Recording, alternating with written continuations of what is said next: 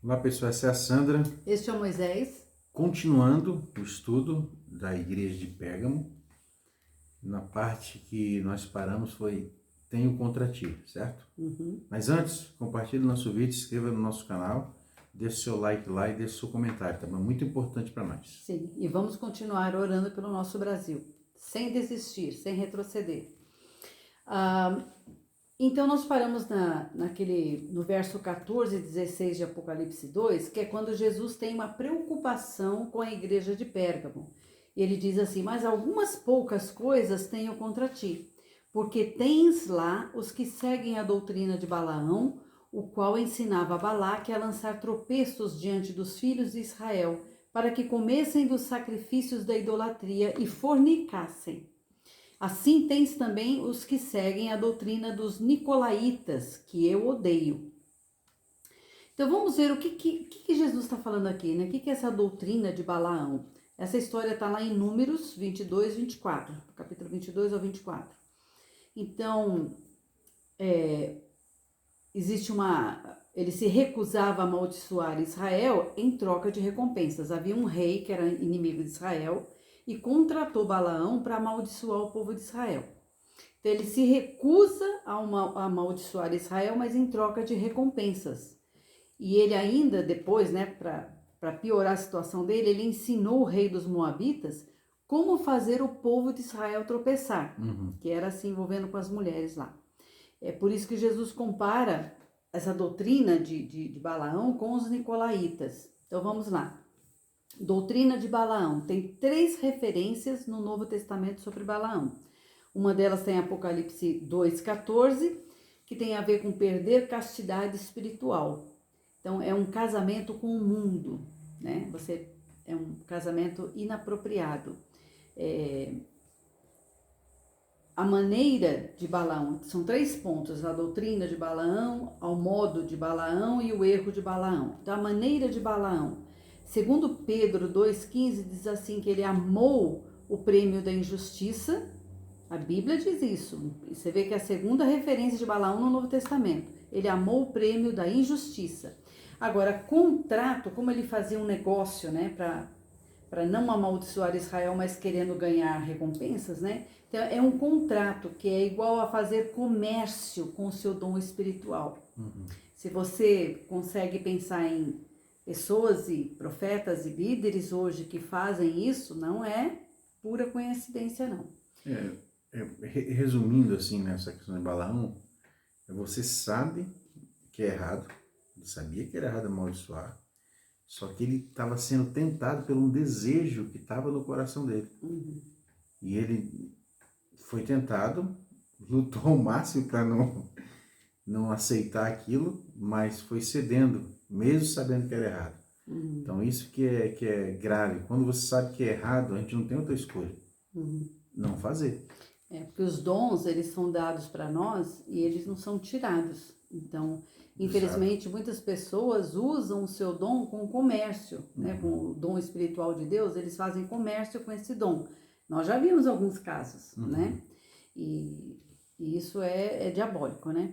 Então, outro erro de Balaão está lá em Judas, Novo Testamento, que é o verso 1 ao verso 16, que era sacrificando riquezas eternas por ganho temporário. Então, foi isso a coisa que ele fez. Então, o Senhor está criticando aqui essa igreja, porque essa igreja, ela tinha nessa igreja, né, aquele grupo, ou aqueles líderes que faziam esse tipo de comércio com o dom espiritual, sacrificando riquezas eternas por um ganho temporário, tá?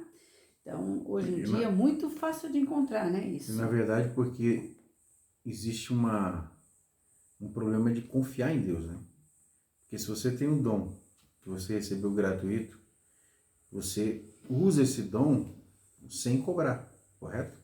Agora, quando você passa a fazer negócio usando o seu dom, é porque você não confia no Senhor, que Ele vai sustentar você, claro, do jeito dele, da maneira dele, e muitas vezes pode ser que vá contra o que você gostaria que acontecesse.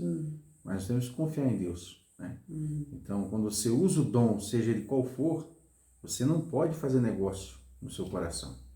né? Você tem que entregar de graça, né? Em obediência ao Senhor, em santidade, em integridade, né? Eu acho que essa é a palavra, né? Nós temos que ser íntegros. Isso. Nós somos chamados para sermos retos, né? Então, a falta de integridade é ser inteiro, né? Mas o Senhor deu uma promessa para essa igreja, né? Uma promessa para quem vencer. Tá lá novamente, a promessa vem como um post-script. Jesus termina a carta e, ops, esqueci uma coisinha aqui, né? Como se fosse assim. Então, post-script é a promessa dele. Tá lá no verso 17 do capítulo 2. Diz assim: quem tem ouvidos, ouça o que o Espírito diz às igrejas. Ao que vencer, darei eu a comer do maná escondido e dar-lhe uma pedra branca, e na pedra um novo nome escrito, o qual ninguém conhece, senão aquele que recebe. Aí, claro, né? Primeira pergunta, maná escondido. Então, qual é o significado do maná? A palavra maná quer dizer, o que é isso? Então, quando Deus mandou o maná, é engraçado, quando Deus mandou o maná lá no deserto para o povo, eles começaram a ver aquela coisinha branca que caía no chão e falaram, o que é isso? O que é isso? Então, o nome ficou, o que é isso? Para aquela coisinha, né? Que tinha gosto de mel, de bolos de mel, Eu sou né? bem interessado em comer esse maná escondido. Tenho um interesse aí profundo. Então, esse maná foi dado por 40 anos para Israel no deserto. Eles tinham café da manhã, almoço e janta, né? Lá está em Êxodo 16. Era coletado 6 dias somente. Né? E no sexto dia eles tinham que coletar em dobro para no sétimo dia descansar e não ter que ir para o campo colher. É descrito poeticamente como comida do céu ou pão do céu, pão do Altíssimo, né? E a gente sabe que é uma figura de Jesus, que ele é o pão vivo que desceu do céu para nós, tá certo? Lá em Salmo 78, do 24 ao 25, é o pão do céu. Salmo 105, 40. Eu sou o pão da vida, Jesus diz em João 6, 26, 58. Jesus é esse maná, né? Esse pão escondido. Agora, o que é pedra com nome? Bom, na verdade ninguém sabe, mas as pessoas, os estudiosos, eles tentam descobrir aqui e ali para ter uma ideia, né?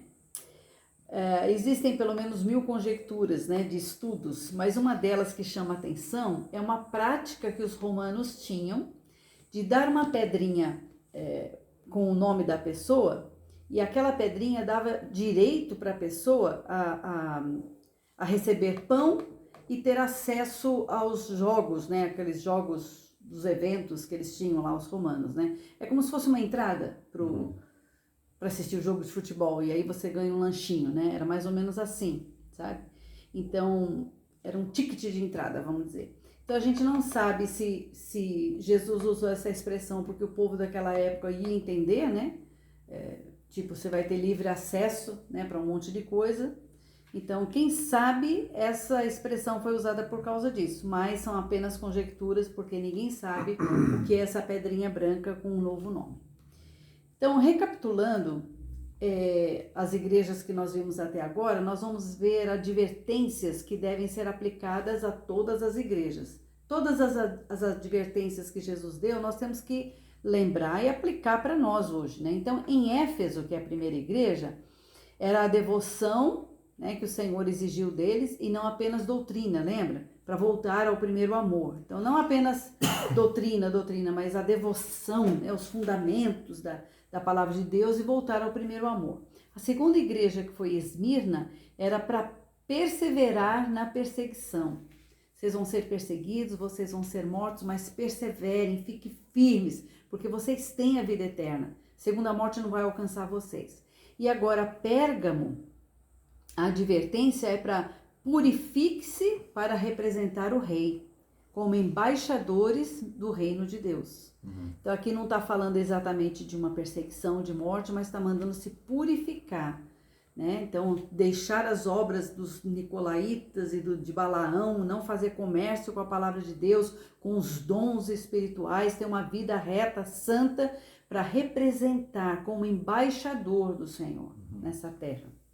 As promessas, né, se nós formos aplicar as promessas a todas as igrejas e também individualmente, nós vemos que tem promessas para quem vencer. Em Éfeso, comer a árvore da vida. Esmirna, não será ferido pela segunda morte. Pérgamo, o maná e a pedra escondida. O maná escondido e a pedra branca, tá certo? Mas quem são esses vencedores? A quem vencer, darei de comer a árvore da vida, não sofrerá a segunda morte, receberá o maná escondido e uma pedrinha branca. Quem são esses vencedores?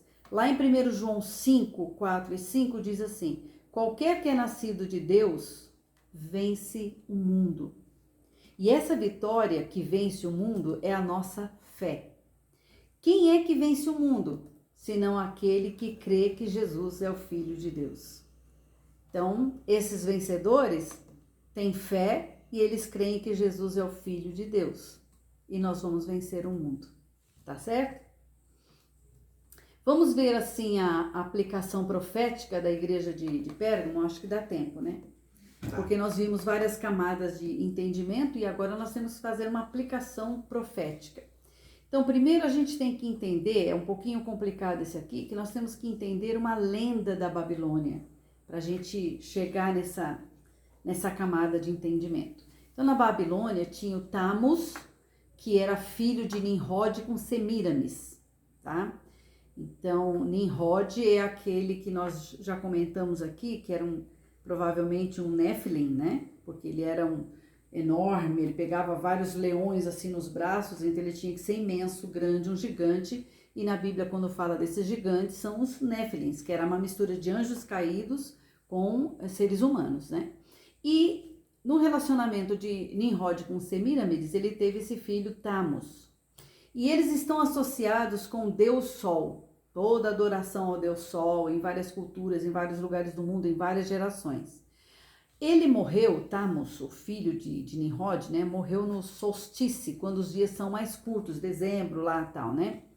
E em seguida ele ressuscitou nos dias mais longos, né? Que é o tempo de verão. E ele era celebrado a morte dele queimando um tronco, né? Chamado Yuli. E na língua dos caldeus fala Yuli para esse tronco, e esse tronco simbolizava o Tamus, né? Que tinha morrido. Então é como se fosse a criancinha, né? Foi substituída por aquele tronco, né? Então na manhã seguinte eles tiravam aquele tronco e colocavam uma árvore verdinha, como se o Tamus tivesse ressurgido. E você vai encontrar uma explicação disso lá em Jeremias 10, de 1 a 5.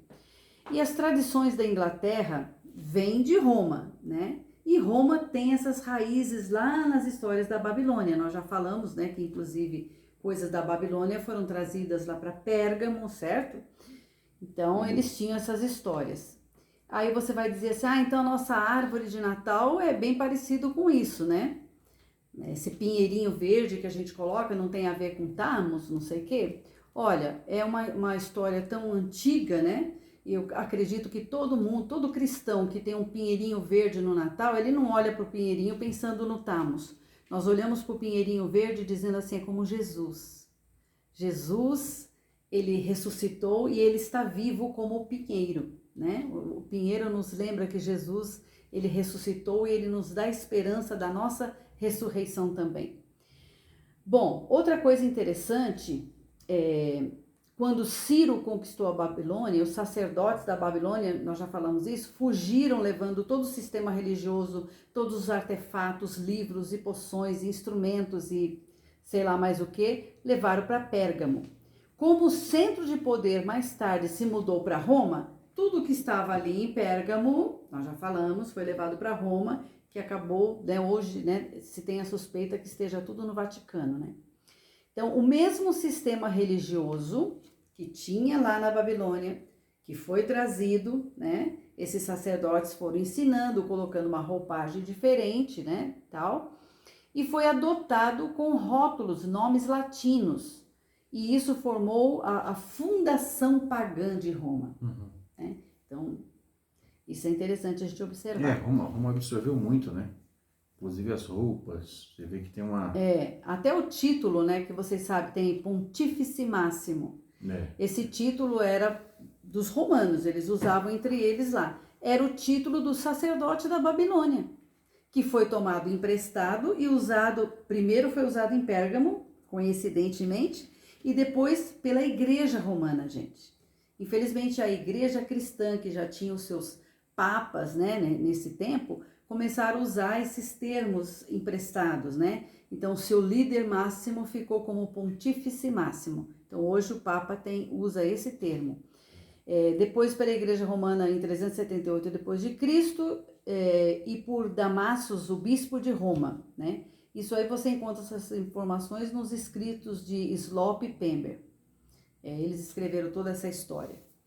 E aí vamos ver a história de Roma também. Foi fundada em 753 a.C., né? Ela absorveu toda a cultura grega e ela foi se espalhando pelo mundo conhecido de então. O que você acha de a gente deixar essa história para o próximo vídeo? Só esse ponto aqui. E existia a adoração a César. Então, Augustus inaugurou a adoração ao imperador para dar ao império um laço comum de sentimento. Era um movimento político. Pérgamo se tornou, então, o centro da religião oficial da adoração ao imperador. E o primeiro templo para esse culto foi erigido em Pérgamo, no ano 27 depois de Cristo. Coincidência? Nada é coincidência. Então, depois nós vamos, no próximo vídeo, continuar um pouquinho mais de explicações históricas para a gente falar da aplicação profética dessa igreja. Ok, pessoal? Então, até o nosso próximo vídeo. Compartilhe, tá, o nosso canal.